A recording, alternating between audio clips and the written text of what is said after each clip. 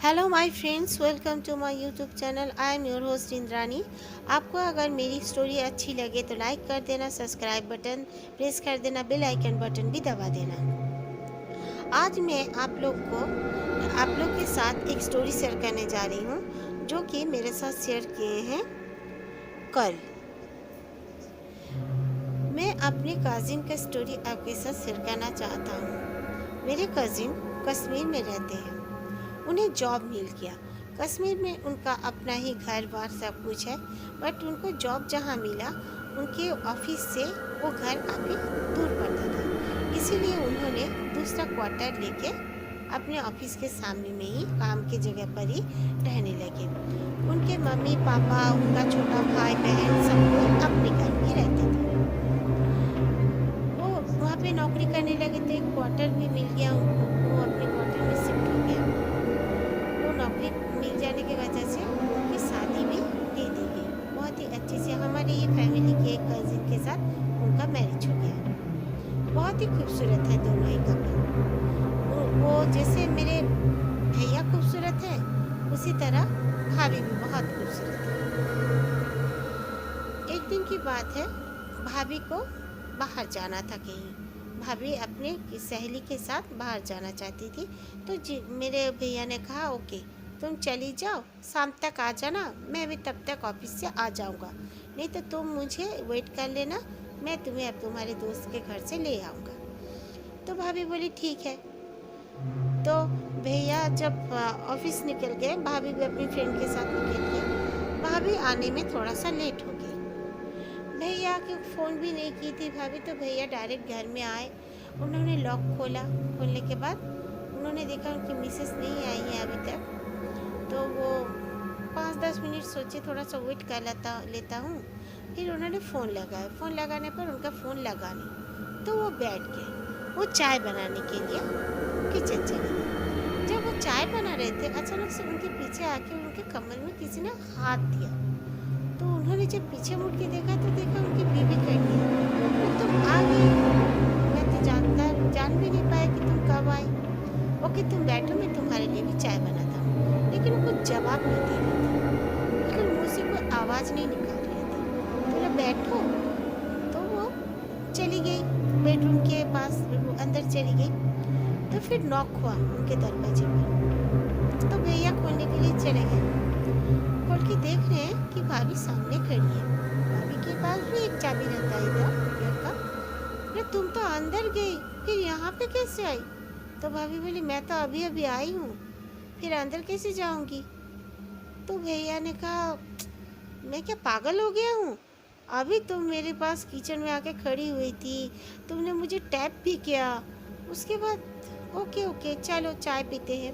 2 cup ही बनाए थे। तो भाभी बोली कि आप जानते थे कि मैं अभी पहुंचने वाली हूँ? तो बोली यार मैं बोल तो रहा हूँ कि तुम अंदर गई थी, मैंने तुम्हें देखा। फिर दोनों इधर उधर के बात करके उसको और केयर नहीं किया। रात को फिर खाना बनाई भाभी, अच्छा सा गोश्त बनाई, रोटी बनाई। फिर दोनों खाने बैठ गए। खाना खा पी कर भाभी ने कहा कि मैं बर्तन वर्तन धो लेती हूँ, आप तब तक टीवी देख लो। तो टीवी देख रहे थे जी भैया।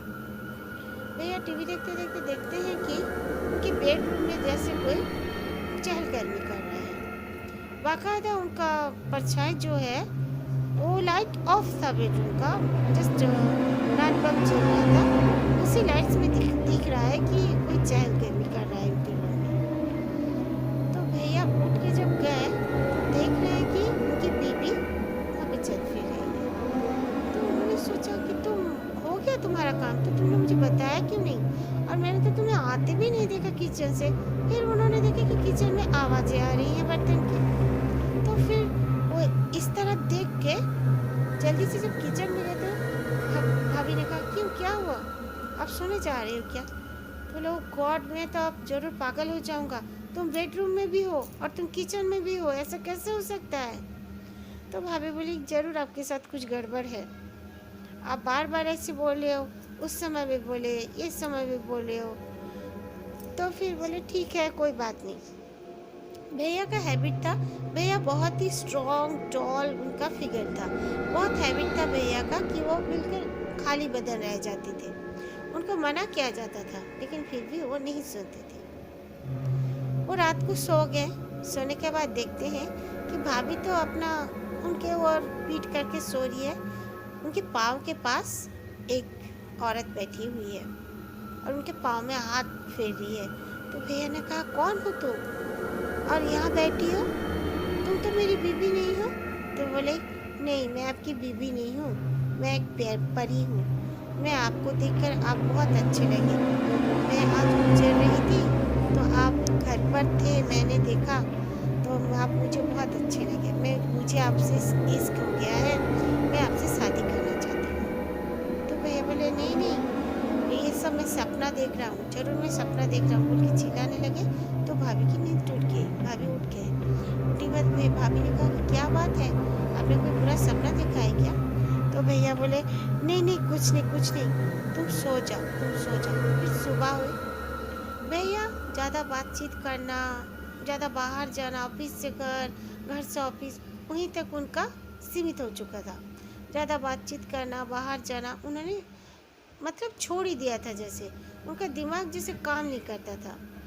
फिर ये बात भाभी ने अपने ससुर जी से कहा, मतलब मेरे मामा जी से कहा, डिस्कशन की। तो मामा जी ने कहा, ज़रूर कोई गड़बड़ है। उन्होंने एक मौलाना को घर पे ले आए। तो उन्होंने कहा, हाँ, आपका बेटे पे एक परी जात जो होती है वो आशिक हो चुकी है, वो पसंद करने लगी है।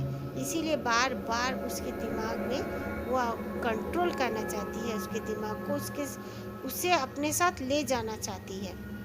तो ये लोग तो बहुत डर गए। भाभी भी बहुत डरने लगी और फिर मामी और भाभी दोनों रोने पीटने लगे, जी ये क्या हो गया?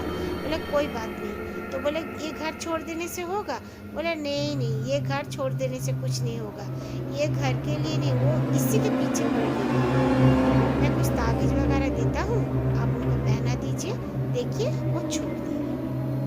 तो फिर ताबीज़ वगैरह दिए, बिल्कुल सब ठीक रहा। उनका बेटा हुआ, फिर बेटी हुई।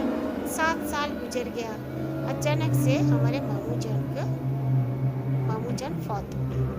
मामू जान जब फौत हो गए, उसके 2-3 महीने बाद फिर से वो परी दिखने लगी।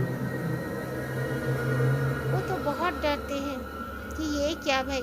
एक दिन उन्होंने कहा, तुम इस तरह मुझे अगर डराओगी, इस तरह मेरे सामने आ जाओगी तो मैं बचूंगा कैसे? तुम दूसरी दुनिया के हो, मैं इंसान हूँ, प्लीज़ तुम मेरे पीछे छोड़ दो।